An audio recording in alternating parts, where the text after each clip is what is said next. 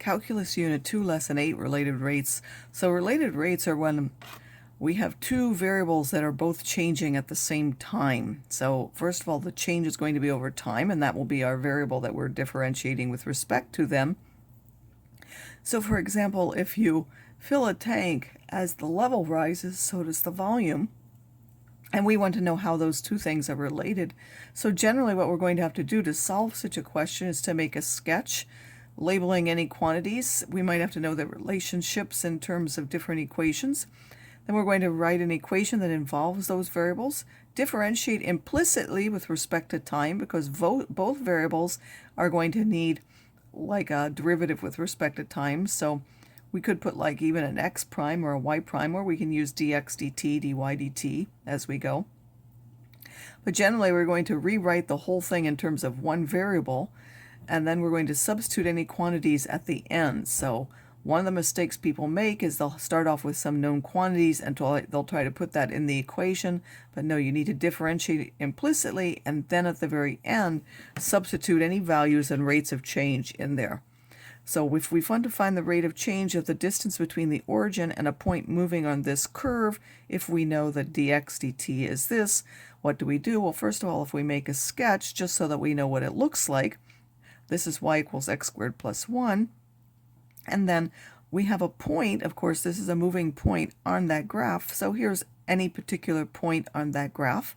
And if we draw a triangle down, we want to know the distance from the origin of that point. So that would be this length. And of course, this would be the x distance. This would be the y distance. And of course, this length is now the square root of x squared plus y squared by the Pythagorean theorem. And now I'm simply going to, so that's the distance formula, that's our equation, and we know that that would now be equal to x squared plus y squared to the 1/2.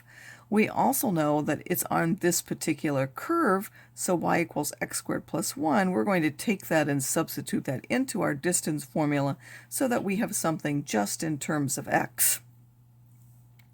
And now we're going to take the derivative of that distance with respect to time. That gives us d capital D dt.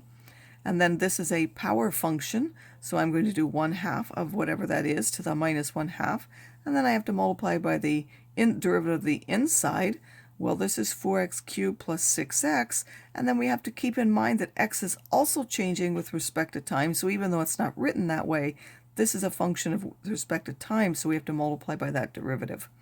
And now that we've taken the derivative, we can substitute our values. So we had dx dt is 2, and that would give us this. If they wanted to know at a particular point, then we would have to also substitute that. So we would put a particular point in there and find at a particular x what would be the rate of change, which is going to be the case in this one. We'll actually be able to give a numerical example.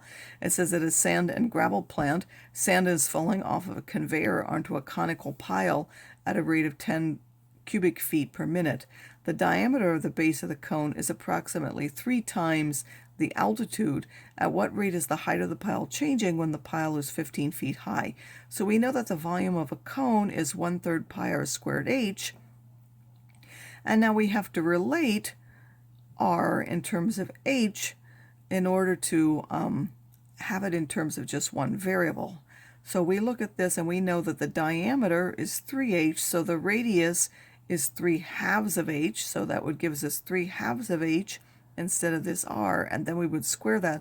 If we simplify that, we get this equation.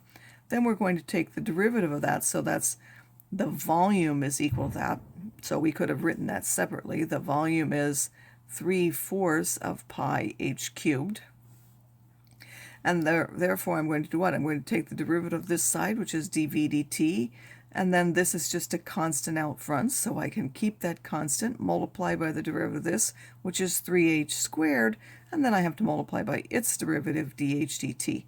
Solving for dh dt, which is what we want, the rate at which the height is changing, we know that it's 4 times the change in the volume divided by 9 pi h squared.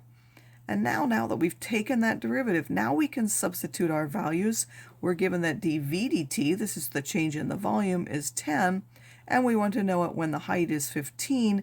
We substitute those values, and we get it's about 0.00628 feet per minute. So when the volume is changing at 10, the height is changing only by a very small amount at that particular time.